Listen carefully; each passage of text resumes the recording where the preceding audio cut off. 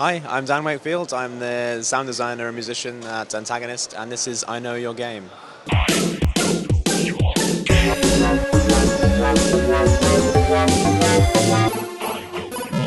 Tell me about the forest. It's hard to put into words, really. It wasn't just the forest, but the darkness on the island itself.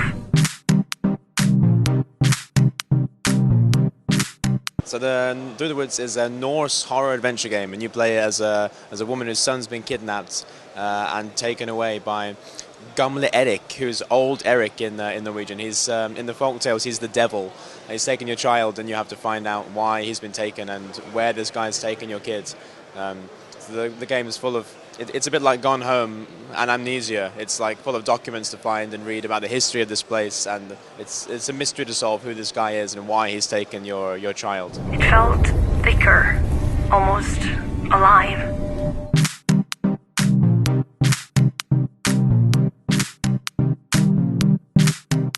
Lots. We have.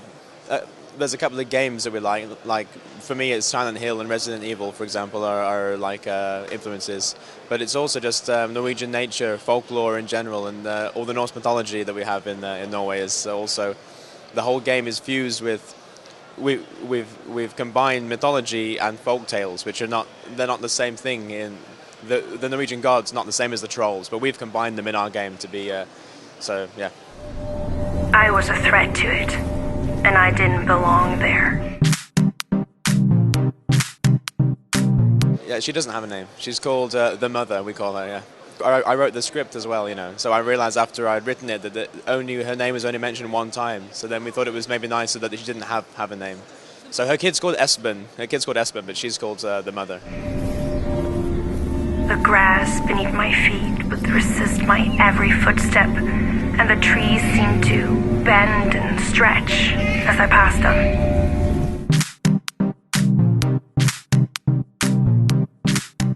Yeah. So throughout the whole demo, you have these tape dialogues where she sort of tells you more about herself and her relationship with her son, and amongst other things. So that's how her story is delivered. The story of the island and the people on the island are delivered through these documents that you find. And then there's also, you saw on the checkpoints, there are all these runes, There are artist Stian is fluent in Norse and Norse runes, so they're actually poems that I've written that he's translated into Norse. So if you care enough, you can actually translate them back again into English. And so that's also poems about the island itself. So that those tell you about the locations and what's there and how to deal with some of the enemies. The only thing I had to my advantage was the claustrophobic cone of my flashlight. It was a horrific feel.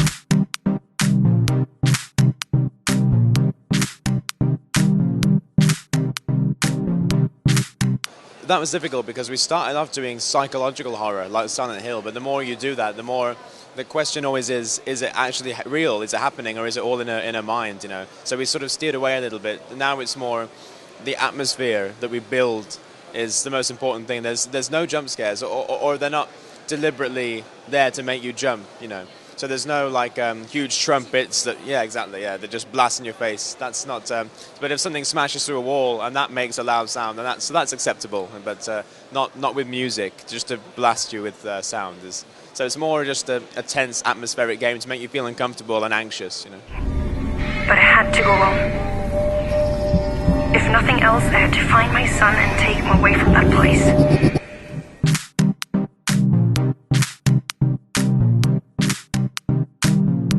It's supposed to be coming out in October, hopefully, and we're coming on Steam, and in the new year, hopefully, Xbox and PlayStation as well.